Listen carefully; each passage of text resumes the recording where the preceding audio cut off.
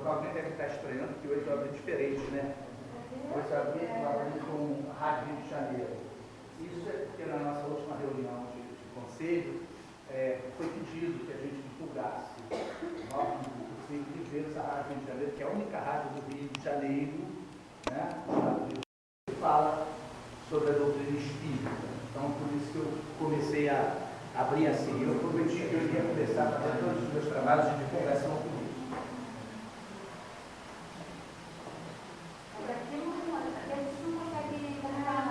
Por causa da internet. Alguns pontos pegam e outros não. Tem a internet.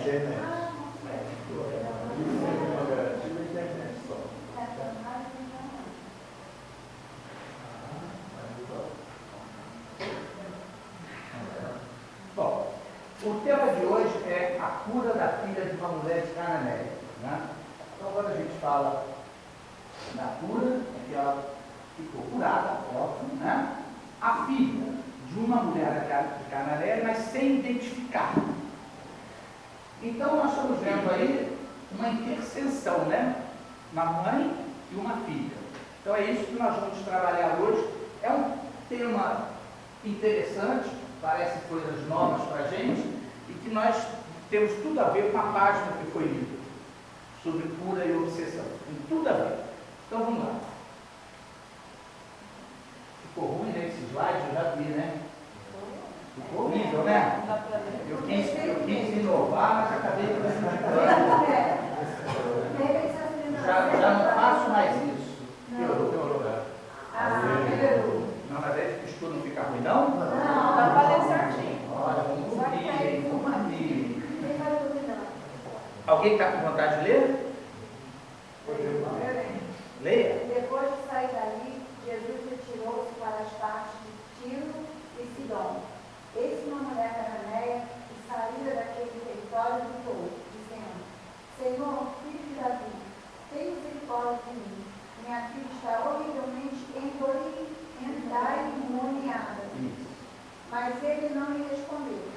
Seus discípulos rogaram, dizendo: Despede-a, porque está gritando atrás de nós. Em resposta disse: Não fui enviado, senão as ovelhas perdidas da casa de Israel. Então ela chegou e o reverenciou, dizendo: Senhor, socorre-me. Em resposta disse: Não é bom tomar o pão dos filhos e lançá-lo aos cachorrinhos. Ela, porém, disse: Sim, Senhor, mas também os cachorrinhos comem das migalhas que caem da mesa de seus senhores. Então, em resposta, Jesus lhe disse: Ó mulher, é grande a tua fé, seja feito para ti como desejas. E desde aquela hora sua filha foi curada. Ok? Alguma coisa chamou a atenção?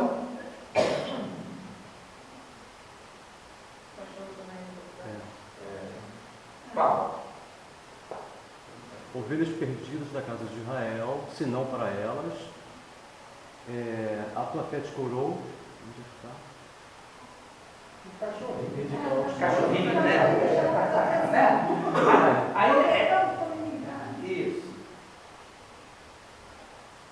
Eu vou me enrolar de novo com esse navio. Essa versão é de Mateus, mas Marcos também fala. Marcos também trabalha essa passagem para a gente. E Marcos fala alguma coisinha diferente, que Jesus entrou na casa da mulher. Né? Mateus não cita isso. E Marcos também fala que tinha uma grande multidão. Então nós vamos trabalhar com Mateus e inserção Marcos. Preâmbulo. A mensagem de Jesus, como nós lemos agora, ela é compreensiva para todo mundo? Não. Todo mundo entende? Não. Quando a gente leu aquele texto, ele não parece assim ser uma coisa fantasiosa. Né? Por que então isso? Por que é assim? Quando eu leio, eu não entendo. Então essa mensagem, de uma maneira geral, ela não é para todos. Por que isso? O que leva a gente a raciocinar em cima disso? Todas as vezes que nós estamos estudando uma passagem de Cristo, nós temos que trabalhar com o simbolismo. Nós não podemos nunca esquecer isso, né? Porque se as coisas fossem colocadas de uma maneira clara e efetiva, sem dúvida nenhuma já teriam sido muito mais adulteradas do que foram. Então, o simbolismo é que nós temos que mergulhar. E naquela época, a coisa muito mais complexa. Porque como Cristo ia colocar uma coisa para o futuro, usando a capacidade daquela época, a linguagem daquela época. Por isso que a gente vê ali cachorrinho, comer migalha, e é uma coisa que choca. E se você não tiver preparado, predisposto a entender, a estudar, você marginaliza. Por isso que nós falamos que a mensagem de Cristo não é para todos. Nós temos que já ter alguma coisa para ir buscar esse ensinamento, né? Então, o simbolismo é uma coisa muito comum. Por que esse simbolismo? Por que esse simbolismo? Olha só. Em função disso, do ensinamento, ou dos ensinos serem muito profundos, com alto teor de espiritualidade, metáforas. As palavras dizem uma coisa que elas não são. Então, todas as vezes que nós pegarmos os ensinamentos do Cristo, nós temos que sempre buscar isso. O que ele quis dizer com esse negócio? Por que ele usou cachorro, usou pão, usou migalha? Isso é que nós temos que buscar. Porque aí atrás, tem um ensinamento moral, espiritual muito grande. Todas as pessoas que acompanharam Cristo entendiam? Não. Mas aquele grupo, que não são só os 12, isso a gente faz uma confusão em função da igreja católica ainda, né? Não são só os 12, dentro daqueles seguidores, muitos outros entendiam a essência do ensinamento, ou seja, pegavam aquilo, entendiam e saíam a multiplicar. Tá? Por que Jesus nasceu na Palestina? Tinha tanto lugar bacana para ele nascer, né? Por que ele foi logo nascer lá? Oi? Falaram, eu estou ficando meio estudo, mas eu escuto um barulhozinho por aí no meio. Fala. Era a parte mais carente e necessitada? Era a parte mais carente e necessitada? Não. Todos nós ainda somos carentes e necessitados. Mas aquele povo tinha uma coisa diferente dos outros. Oi? A crença no só Deus. A crença no Deus único. E aquele povo já estava preparado, parte dele, para escutar as verdades imortais. Até hoje, a chamada Cabala, né, que é vamos dizer assim, a parte secreta do judaísmo, traz ensinamentos muito fortes. Então ele já tinha dentro daquele bojo algumas pessoas que já estavam preparadas porque acreditavam no Deus único. Então todas as vezes que nós pararmos para pensar na crença em Deus, apesar da gente ainda não entender Deus, mas a coisa muda de figura, porque é um pensamento, é uma adoração, é um conhecimento abstrato. Então todos eles, teoricamente, ele chama de ovelhas desgarradas, tinham condições de entender a palavra dele, né? Vou botar óculos para ter mais de perto. E aí eu trouxe um mapa para a gente ver, né? A Palestina era a Judéia, a Samaria, a Pérea e a Galileia. Sendo que o judeu daqui, ou o hebreu daqui, melhor dizendo, ele se julgava melhor do que o da Pérea, do que o da Samaria e do que o da Galileia. E esses judeus, ou esses hebreus, melhor dizendo, chamava todo mundo que não fosse daqui de cão. Tá? Então, era um preconceito de raça e de religião. Então, quem não nascesse aqui dentro, para eles, era chamado de cão. Daí nós vamos ver por que apareceu o cachorrinho. Certo? Jesus estava nessa região aqui e foi para cá. Depois de sair dali, Jesus retirou-se para as partes de Tiro e Sidom. Essas duas cidades hoje ficam no Líbano. Ainda existem essas cidades. Elas estão lá no Líbano. Né? Não tem a tradição e a força que tinham no passado, mas elas existem, elas estão lá. Sidom é um lugarejo de pescadores. Saiu da Palestina. Então, ou seja, o que levou Jesus a ir naquela direção? Ele tinha discutido aí, a ensinar, né, com os fariseus e os escribas, que estavam cobrando dele a tradição dos antigos. Ou seja, eles viram os discípulos de Jesus, os seguidores de Jesus, comerem sem lavar a mão. Então eles questionaram Jesus a respeito disso. Por que eles comem sem lavar a mão se os profetas dizem que tem que lavar a mão? A gente sabe que isso é uma coisa de higiene. Como aquele povo obedecia cegamente a Deus, colocaram aquilo como um preceito religioso. E na realidade é o que nós chamamos hoje de uma coisa externa.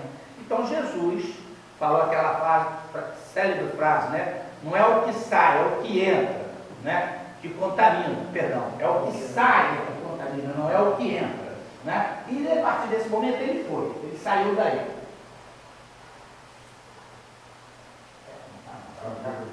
Está incomodando um pouquinho, Fernando. De repente, se você ler no monitor, mas deixar uma luz acesa, para nós fica um pouco mais confortável. Qual você quer? Qualquer uma delas aqui. Você lê no monitor, a gente acompanha na parede. Sabe por quê? Você escuro, eu não sei quantas outras pessoas, mas particularmente me está incomodando um pouco. Olha, você no tá escuro. Bom assim? Não, acender a luz. Lá de trás. Lá de trás. Não é? Essa não é. Em cima. Isso. Melhorou? Não. Aí ele lê lá no monitor, não tem problema não, a gente acompanha. Grande multidão. É um outro erro. Nós acharmos que Jesus só era seguido pelos 12. Nada disso. 12 foi um símbolo, um número simbólico, novamente, né? Que ele foi colocado para nós. Mas um grande grupo seguia Jesus. E aonde ele ia passando, em função da divulgação do trabalho que ele vinha fazendo, essa multidão agregava. E olha só, ele saiu da Palestina e foi para hoje as terras do Líbano, que na época era chamada de Fenícia. Então ele foi para lá. Então imagina o que ele ia encontrando pelo caminho e as pessoas agregando. Eis que uma mulher cananeia que saíra daquele território gritou dizendo: Senhor, filho de Davi, tem misericórdia de mim, minha filha está horrivelmente endemoniada. Endemoniada eu peguei o termo porque está assim no texto, então eu não posso trocar, né? Mas é endemoniada, ou seja, sob a influência do demônio, que mais tarde veio a ser considerado um espírito imperfeito, um maldoso, um malévolo, né? Ou por algum motivo ele se tornou prejudicial, ou seja, é um espírito imperfeito, né? É um espírito perfeito. Então, eis que uma mulher cananeia. Mateus fala para a gente que essa mulher é cananeia porque ela saiu do lugar aonde a primeira colonização, povoamento dos cananeus. Então Mateus diz para a gente que ela é cananeia. Marcos já diz para a gente que ela era grega, de origem fenícia. E detalhe que coloca ali, ó, que saíra daquele território. Ué, se Jesus estava entrando, como é que ela saiu do território se ela já estava lá? Que simbolismo é esse para a gente? Marcos diz que que Jesus entrou na casa dela. Era um território gentil. Era um território onde eles acreditavam no Deus de pedra. Então, quando ela, sai desse território, ela já vai de encontro à luz. Ela já vai de encontro à espiritualidade. Ok? De fato melhorou. Mulher gritava. Isso era que ela gritou. Será por que ela gritava?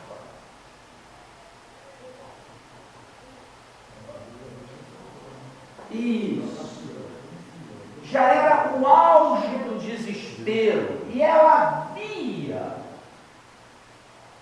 em Jesus, no Mestre, no Nazareno, a válvula, a boia de salvamento dela, a válvula de escape, o socorro de que ela necessitava.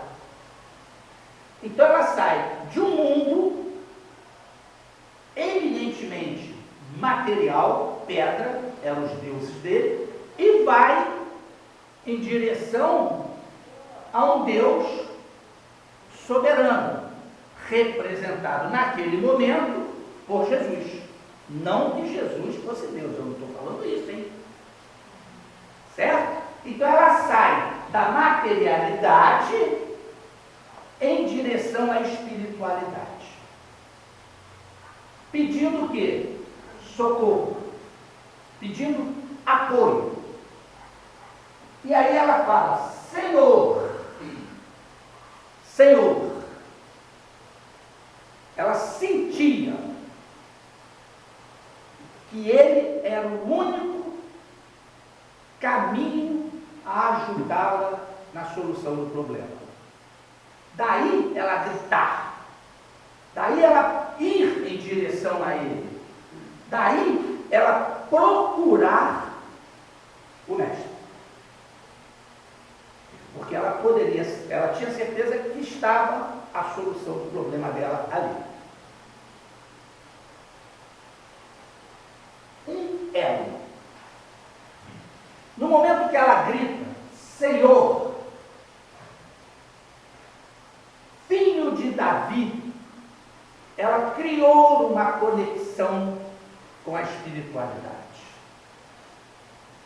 Ela criou uma ligação, porque ela elevou a vibração dela. Mesmo sendo gentia, mesmo estando num território aonde o Deus de pedra era adorado, ela conseguiu transpor estas barreiras e atingiu a espiritualidade. Então ela criou um elo com o Cristo. Mas o Fernando, já trazendo em si, latente essa conexão, essa vontade de se desligar das coisas materiais, o Deus de pedra, né? E de repente a filha foi o agente catalisador de todo esse processo? Ela estava buscando para a filha, nós vamos ver agora, né? Vamos chegar aqui já nesse negócio que você falou aí. Filho de Davi. Quem era Davi? Davi foi um rei, né, que constava nas escrituras que o Messias, o Salvador, seria da dinastia dele. Então esta mulher, para nós hoje é até difícil se ela era totalmente gentia, talvez não fosse, ou talvez fosse uma das ovelhas desgarradas. Eu até agora, depois de ler e estudar, fiquei ainda pensando, tá? Então quando ela fala filho de Davi, ela mostra um conhecimento dos profetas. Ela mostra um conhecimento dos profetas. Ela sabia da genealogia de Jesus, que ele viria daquele tronco, que ele viria daquele ramo. E ela fala, filho de Davi. Aí, endemoniada ou endemoniada, vamos falar assim para ficar mais fácil agora. O que é isso? estava a filha em casa, na cama, totalmente dominada, como morta, por um espírito, por influência de um espírito imperfeito. A gente conhece isso com o nome de Obsessão. Ou possessão. já era tão adiantado que nós podemos falar que já era o quê? Uma subjugação. O processo já estava bem evoluído. E ela sabia disso. Ela tinha noção disso. E de todas as maneiras, ela procurava o socorro para a filha. Lógico que ela estava vendo também o lado dela, porque quem mais sofria era ela. E a filha estava lá naquele processo, em cima de uma cama, inerte, imóvel, e ela que fazia tudo isso. Então, a pergunta deve ser inerte assim, né? Inerte que eu estou dizendo, sem a força de reagir. Ou seja, precisava uma coisa externa, ou seja, vindo de fora. Tá? Nesse sentido. A fé daquela mulher era tanta que acreditava que mesmo à distância, Jesus poderia curar a menina, revelando com isso que já tinha certo grau de desenvolvimento espiritual, mesmo sendo gentil, conforme os textos dizem. Tá? Podemos dizer que no momento ela achou que Jesus era a cura real, né? Da filha dela. Vamos tocar já daqui a pouco nesse assunto mesmo. Então, olha só, a fé daquela mulher era tanta. Que mulher? A mãe, que acreditava que mesmo à distância, porque Jesus não estava vendo a menina, estava acreditando no que ela estava falando. Jesus poderia curar a menina, revelando por isso, e já tinha certo grau de desenvolvimento. Então ela estava intercedendo.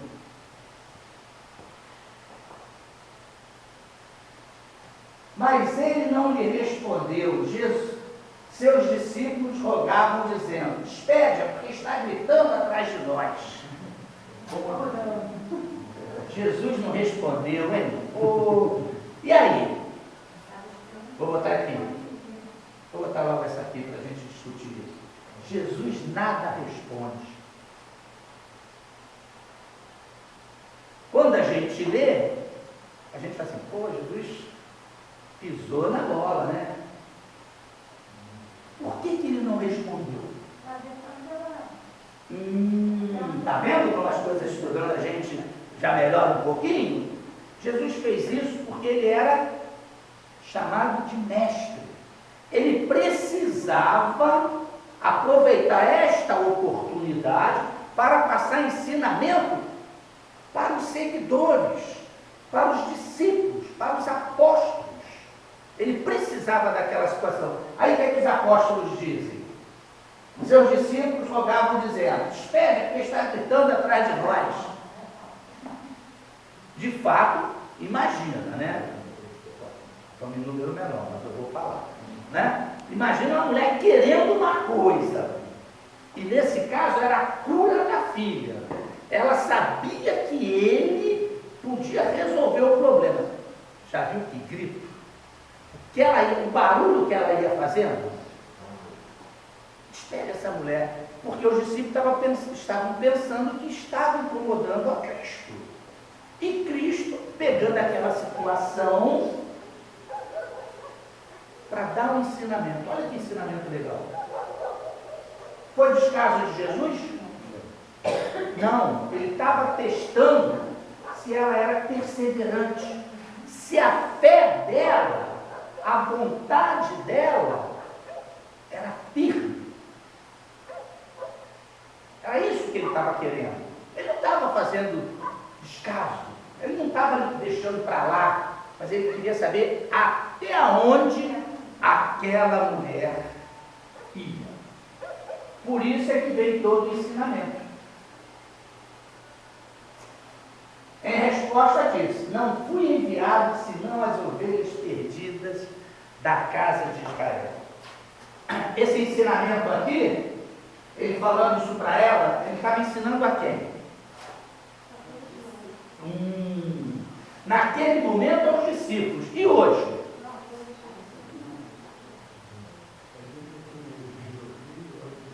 Oi? Não, eu estou ficando velho, mas desculpa, tem que falar mais alto. Isso, para aqueles que têm olhos de ver e ouvidos para ouvir. Esse é o negócio.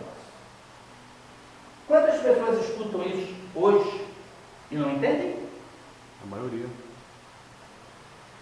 Então vamos lá. A vinda de Jesus à Terra, qual era o objetivo? Salvar. Salvar. Mas salvar de uma maneira diferente daquilo que nós entendemos. Ele vinha realmente buscar, no primeiro momento, as ovelhas desgarradas da casa de Israel. Porque aqueles já tinham conhecimento do Deus único. O resto vinha depois. Os adoradores de pedra vinham depois. Mas ele precisava recolher aqueles que já tinham conhecimento, o conceito do Deus único. Ok? Ela compreendeu o sentido da expressão quando ele falou para ela assim? Não fui enviado senão as ovelhas perdidas da casa de Israel. Será que ela entendeu? Compreendeu pela resposta que deu. Eu não lembro qual é a resposta que ela deu, mas vamos ver agora. Né? Ela não entendeu. E até hoje, a grande maioria dos cristãos não entendem isso. Inclusive, muitos de nós espíritas. Se vocês tiverem a oportunidade de perguntar a um católico o que é isso, ele vai inventar um monte de coisa. Se falar com um protestante, a coisa então vai piorar muito mais. Jesus fala, é sagrado, e o católico diz, a palavra do Senhor. Palavra do Senhor. Aí encerra agora um ponto final, certo? Aí a gente tem que falar, Senhor, dê consciência a esses homens, né? Ela compreendeu? Não, certamente que não, como nós ainda temos dificuldades. Quando nós olhamos esse texto pela primeira vez, a gente fica assim, peraí. E agora, aos pouquinhos, para o nosso entendimento, nós vamos chegando lá. Como ela não entendeu, o que são as ovelhas perdidas da casa de Israel? Já demos umas pinceladas por aí, falando do Deus único. Agora vamos esquecer Deus único. O que eles queriam? O que Jesus queria dizer com essas ovelhas perdidas? O Deus único, todos eles tinham conhecimento, mas as verdades, né, estavam sobre um véu do exterior. Eles estavam muito mais preocupados com as coisas que diziam respeito ao corpo do que com as coisas que diziam respeito ao espírito. Estava adormecido. Então simboliza para nós, as ovelhas perdidas, aquelas pessoas que já tinham conhecimento das leis divinas, não como nós chamamos hoje, mas de acordo com o conhecimento que eles tinham do Antigo Testamento.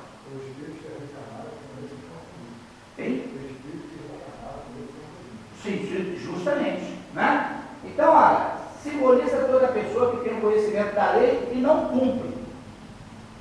Sabe o que é o bem e como fazê-lo, mas fazem o mal. Jesus veio resgatar essas ovelhas que se perderam nas estradas percorridas em outras experiências reencarnatórias, trazendo-as de volta ao rebanho do Senhor. Isso serve para a gente hoje.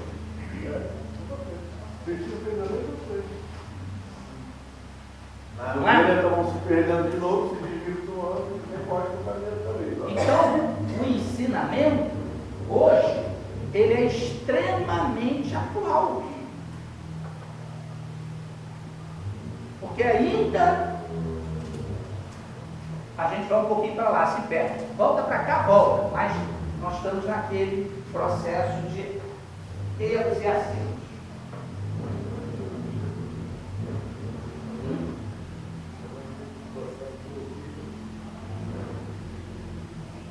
Então ela chegou e o reverenciou, dizendo: Senhor, socorre.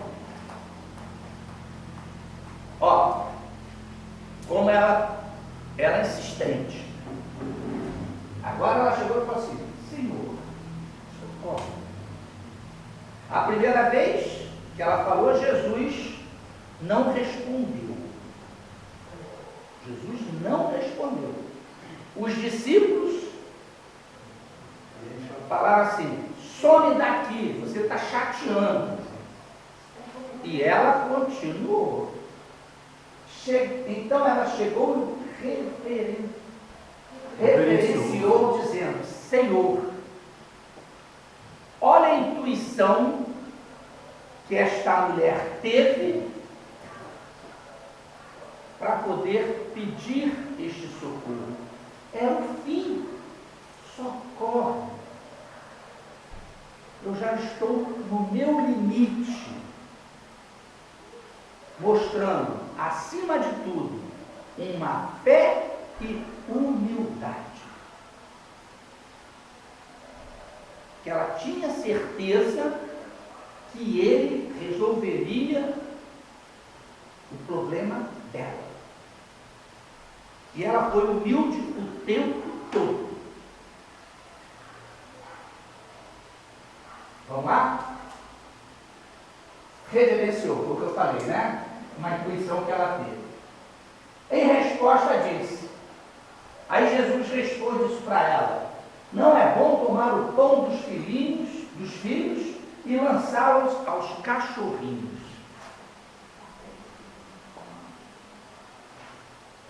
Filho de quem? Isso. Pão. Cachorrinho. Né? Jesus aqui, carinhoso. Carinhoso. Ele já respondeu. E ele respondeu fazendo com que ela pensasse. Pão, alguém já falou, é o alimento espiritual. Todas as vezes que Jesus fala em pão ou alguma coisa de comer, ele está se referindo aos ensinamentos espirituais e não aquele pão que a gente está acostumado a tomar café de manhã, certo? Era alguma coisa para o espírito. Então ele diz assim: não é bom tomar o pão dos filhos e lançá-los aos cachorrinhos. Ou seja, o que eu vou ensinar a você se você não está preparado? Eu tenho que participar com aqueles que já entendem alguma coisa. Os filhos aí, né, simbolizam aqueles que já estavam aptos a participar do banquete espiritual, aqueles que já estavam aptos a receber ensinamentos do Espírito.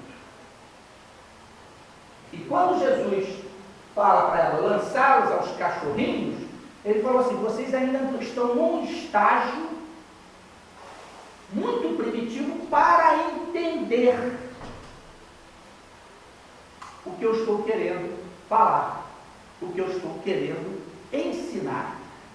Ele usou cachorrinho em função daquilo que os hebreus consideravam todo mundo fora da Palestina cachorro. Então ele suavizou a expressão. Ele não usa esse termo como depreciativo. Ele apenas suavizou de uma forma carinhosa para que ela pudesse continuar refletindo e conversando com ele. Esse é que é o grande negócio. Ela continua, como nós vamos ver, e vocês já leram, a conversa com ele. Se ele falasse assim: não, vocês são cachorros, são cães, tinha terminado, né? Ele diz assim, e lançá-los aos cachorrinhos. Ele abre uma possibilidade do pão também ser colocado aos cachorrinhos e lançá-los aos cachorrinhos. Agora vai depender da resposta dela, né? Filhos nós vimos, cachorrinhos nós também falamos. Agora,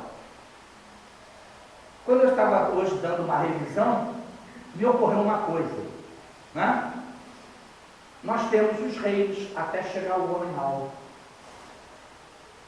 No reino animal, nós não temos condições ainda de entender a espiritualidade, apesar de saber que ela trabalha em cima. Mas no determinismo,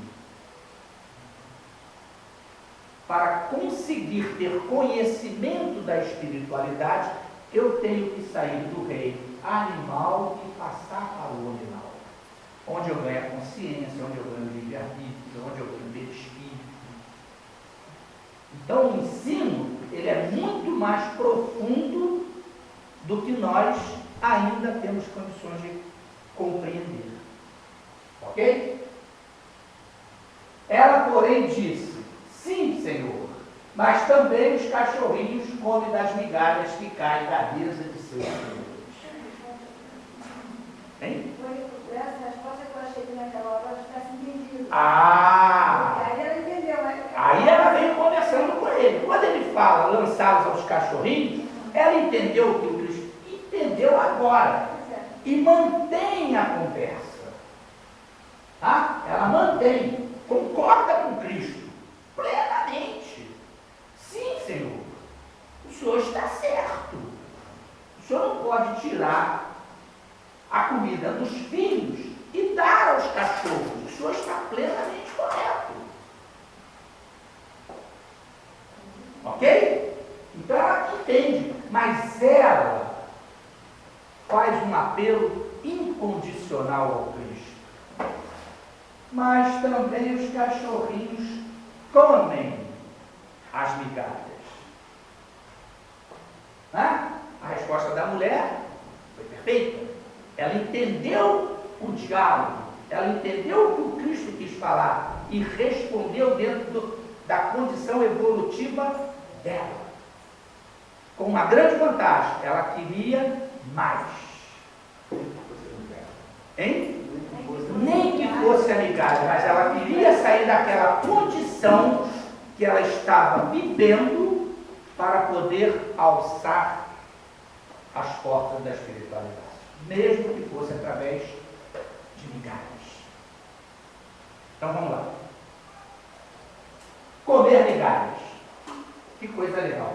O que seria isso aí?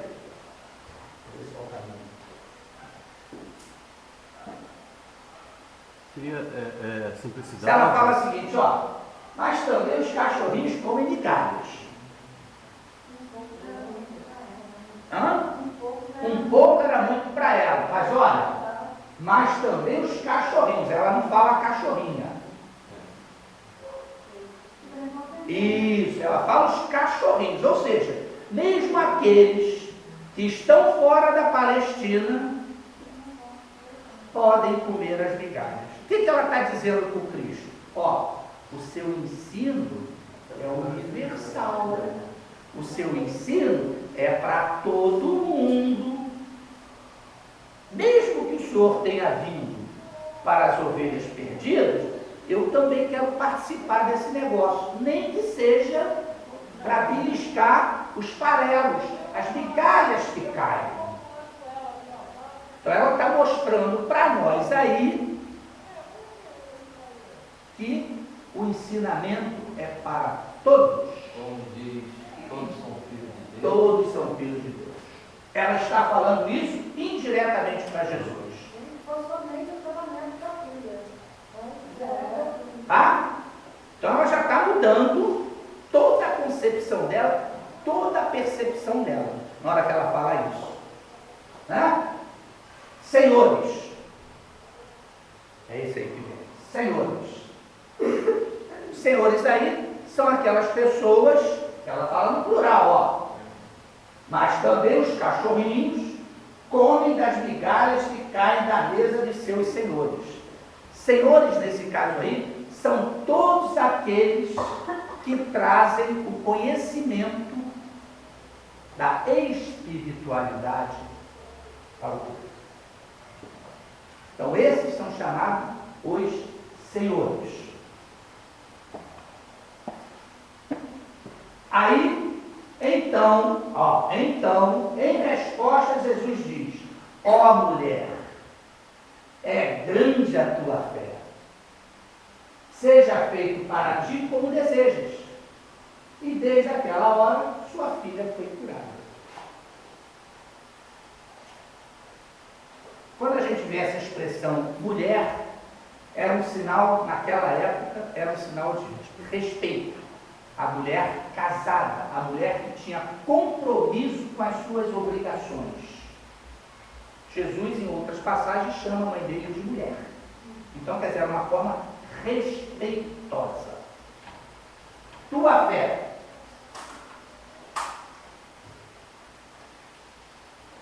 O que seria isso? A fé. A fé para a gente tem que ser trabalhada como vontade, querer. As concepções dela tinham mudado. Naquela conversa, naquele grito, até a conversa com Jesus socorre, ela fez uma mudança de postura, de concepção. Por isso que Jesus falou: ó mulher, é grande a tua fé. Você mudou tudo. E ele diz assim: seja feito para ti como desejas. O que foi isso? Quando Jesus fala para ela: seja feito para ti como desejas. A entrega pessoal dela mudou toda a forma energética dela. Tem mais alguma coisa? Deixa eu clicar lá. E essa cura aí, seja feito para ti como deseja. E desde aquela hora sua filha foi curada. Uma cura à distância. Certo? Jesus não viu a auxiliadora. Não viu a filha.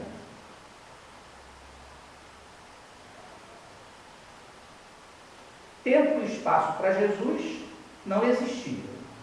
Ele podia estar ali, podia estar lá, podia estar acolá. O grupo que trabalhava com ele. Mas quem tinha afinidade com ela? A mãe. Nesse momento que Jesus falou: ó mulher, é grande a tua fé, ela também poderia ter ajudado na expansão, sem saber, para essa cura.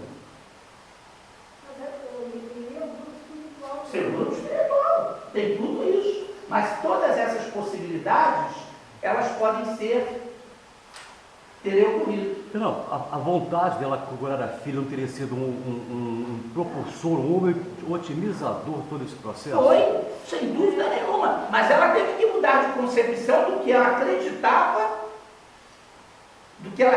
até aquele momento, quando ela saiu gritando atrás do Cristo.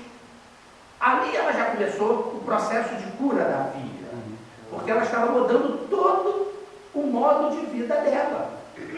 Se ela era gentia, deixou de ser. Se ela era a ovelha perdida, estava voltando para o rebanho. Eu falei que ela talvez não fosse nada disso, estaria por uma questão de condicionamento, vivendo naquela situação, mas dentro de si uma outra realidade. Sim. Ela já sabia da possibilidade de Cristo, né, que poderia curar inclusive a filha, embora os companheiros não tivessem a mesma opinião, naturalmente. Isso, quando a gente lê os dois textos, fica bem nítido para nós quando a gente já começa a ter uma visão. Mas quando a gente lê aquilo pela primeira vez, acha que foi a primeira vez que ela viu Cristo, que ela ouviu falar naquilo. Que foi, vamos dizer assim, uma felizarda. E a gente sabe que isso não existe. Foi conquista dela. Porque a filha estava subjugada. Então afastou aquele espírito. Provavelmente, ele também, considerando que aquele grupo espiritual tenha chegado perto, ele sentiu aquela vibração amorosa. Ele deve ter sentido também a vibração amorosa dessa mãe querendo curar a filha. Então, todos esses componentes concorreram perfeito para que o processo de cura tenha sido efetivado. Porque nós sabemos que a cura tem que ser dos dois, tanto do obsidiado como do obsessor. Havendo merecimento. Sim, sem falar, a gente lembra, a gente lê muita coisa, a gente fica pensando, o que envolve tudo isso, o que tinha para trás, em vidas passadas, o que tudo, todo um conjunto. Já vou responder isso aí, vai. Até porque a cura só se dava, fosse ocorrida, quando a pessoa já estava se transformando interiormente. Então, por exemplo, essa cura foi porque aquele momento já estava perante as leis divinas quites. Senão ela não seria curada, como outros obsidiados não foram curados. Ok? Exatamente, foi o que eu falei. A filha foi utilizada pelo plano espiritual superior para que despertasse na mãe a amplitude da fé. Agora, são reflexões que a gente faz, né? Até onde a filha, a mãe e o obsessor tinham um envolvimento do pretérito? Tá? Hoje a gente já pode falar isso, mas naquela época nem se imaginava nesse negócio.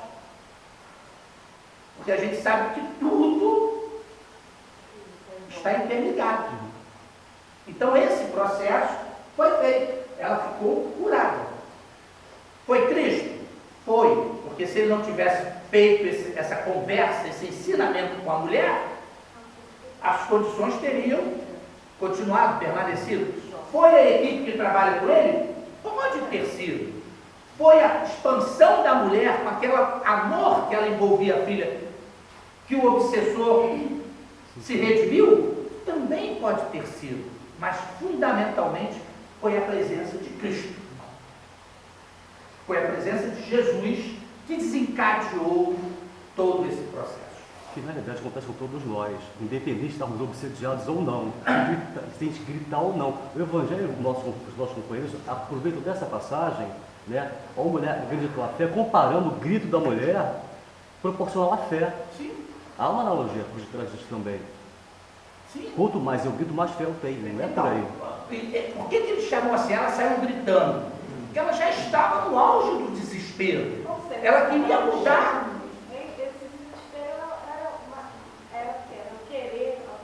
Isso, a vontade dela, ela movimentando todas as energias dela para deixar aquela vida que vinha levando para ter uma vida nova. E é isso que quando a gente incorpora os ensinamentos do Evangelho, a gente muda sem saber que está mudando. Porque a gente deixa aquilo penetrar. Ok? Então, mas aqui foi uma situação para chamar a nossa atenção, teoricamente, 2013 anos depois. Atrasadinho. Né? Mas é o tempo. Você entendeu? É o nosso tempo. É o nosso tempo. Não é? Olha só, como é uma coisa palpitante quando a gente passa pelo crivo da razão. Muda completamente os termos. A leitura. Quando você vai buscar o ensinamento divino, a gente tem uma outra percepção. Muda, fica mais limpo, mais leve. E sem aquela presença do castigo, do pecado, da culpa. Esse é o nosso grande erro. Interiorizar a culpa e ficar numa faixa vibratória. Errei, levanta, sobe, aí, homem, dá uma força de novo, ele vai te dar força. Quantas vezes você tropeçar, quantas vezes você cair, você pedir a força, ele está lá te puxando, te ajudando. É isso que a gente tem que ter.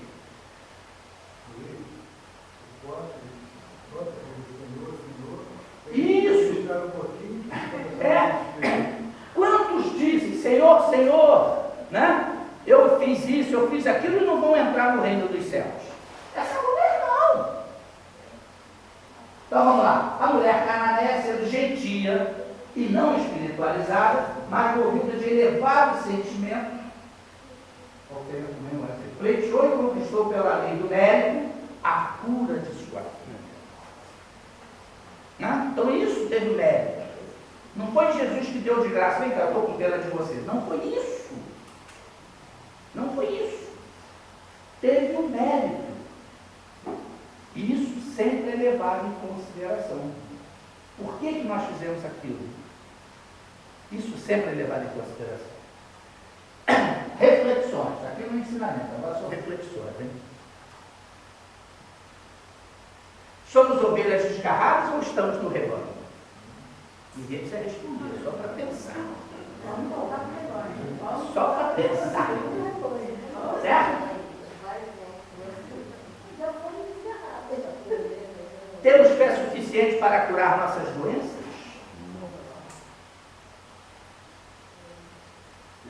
Depende de que forma você encara o processo de cura. Ah! De que forma você encara a própria doença. Presta atenção. Aí vamos lá. Nós temos a doença que é do espírito, ponto, que pode se manifestar no corpo físico, mas ela é de cunho moral. E aí é que a gente tem que mudar tudo. Porque se eu mudar o meu cunho moral, eu não vou ter a deficiência física. Ok? Porque fica impregnada no espírito, passa pelo perispírito, que vem expurgar no corpo físico. Então, o que você falou é defeito. Defeito que nós chamamos do processo de cura. Tá certo? Então é isso que a gente tem que ver lá. Se eu estou encarnado, de qualquer jeito, pode ser um espírito, não, eu não. Eu já sou todo ruim, né? Então não está lá em outro exemplo. Um espírito vem em missão. Ele já é um espírito elevado. O corpo dele vai envelhecer como o nosso. Porque é da lei do nosso planeta. É uma lei divina para aqui. E ele vai ter alguma coisa para morrer. Ele não só vai apertar a orelha e desligar. Ele é um doente? Não. É a matéria que exige para liberar o espírito. Ele até tosse, fica lá o doente porque eu quero ir embora. Né? Ele até tosse. Mas esse processo tem. Quando nós falamos da doença, são aquelas doenças que o espírito traz marcando na matéria. Tá? Tem mais uma. E essa doença é o princípio da cura. Oi? Essa doença, quando bem compreendida, ela é. Tá? O que estamos fazendo com o pão recebido?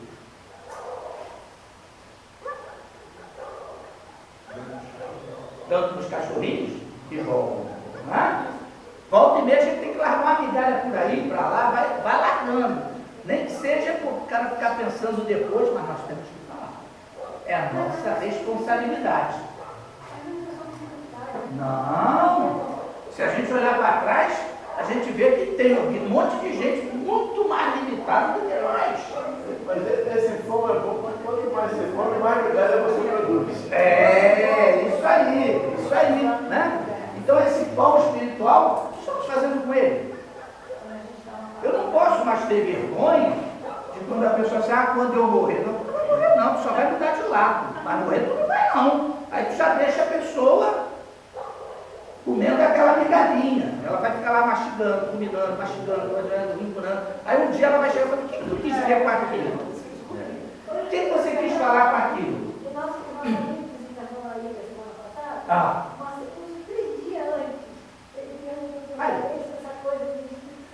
É verdade mesmo? É verdade mesmo? Ou é só Jesus Cristo que ressuscitou? Não. Eu tenho uma história que um evangélico, ele encontrou comigo tempo depois, como é que você está? Cabeça está branca, colega de trabalho. Você ainda continua acreditando naquele negócio de reencarnação? Ao falei assim, eu quero saber se você tem consciência disso. Não, eu estou te fazendo a pergunta. Se você está me fazendo a pergunta, isso já está te incomodando. Aí, isso aí. Aí quando for chegou assim e falou assim, olha, lê lá João, que ele explica isso direitinho lá, hein? Já deixa o cara grilado. Ele é pastor. É, não, mas muitos deles já estão pensando Tá diferente. incomodando. Tá ficando velho também. É o que eu digo assim, há 30 anos atrás, quando falavam em processo de obsessão, eles falavam que era coisa do demônio, mas eles fazem exceção. Ah? Sessão de descarrego. Exceção de descarrego. Isso era coisa do demônio há 30 anos atrás. Agora, eles fazem isso, limpam, dão isso, dão aquilo, outro. Não interessa, mas está lindo. O problema é que eles ficam do lado de fora da porta esperando que foi subsidiar a verdade e dar no pescoço. Verdade. Mas vamos lá. Tá certo? Então, olha só, é uma forma que a espiritualidade tem de botar novamente as ovelhas descarradas para dentro. Agora, cada um dentro do seu tempo. Não é todo mundo que faz como essa mulher cananeia, que não tem a concepção ainda exata de Cristo e que muda. Ok?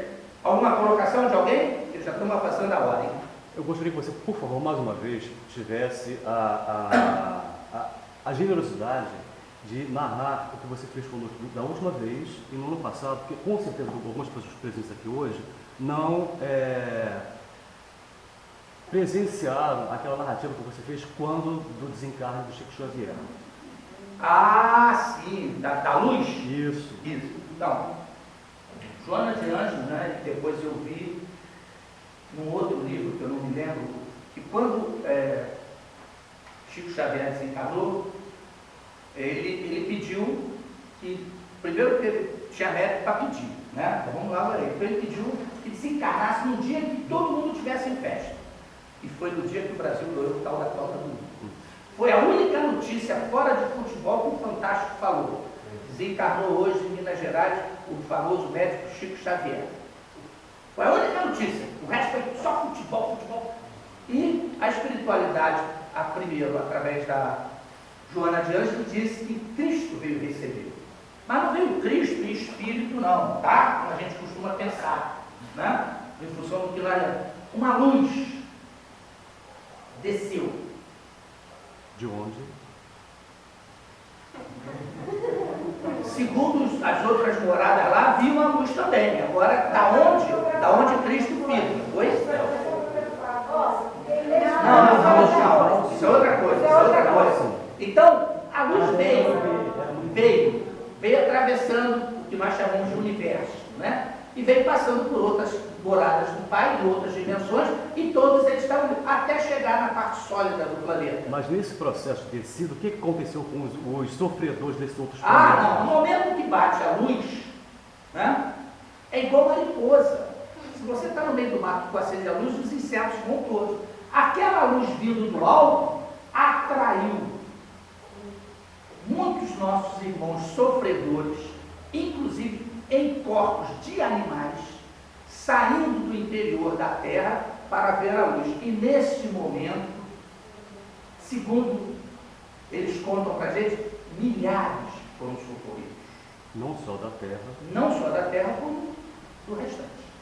Tá? Então, é uma coisa sempre que a gente tem que ver que nós não temos dimensão, nós não conseguimos fazer uma ideia do trabalho da espiritualidade. Eu sempre falo, e essa frase me marcou profundamente, Raul Teixeira. Em 2004, na França, no congresso que teve lá, ele falou o seguinte: o espiritismo é um oceano, nós estamos começando a molhar os pés. Então nós temos que botar a nossa cabeça para funcionar como a questão 1 do livro do Espírito diz. Se Deus é a inteligência suprema e eu sou filho dele, eu também sou inteligente, então eu tenho que botar para funcionar. Que aí a gente vai começando a descobrir as coisas e entender. Ok? Muito obrigado mais uma vez. O nosso horário passei 15 minutos, hein?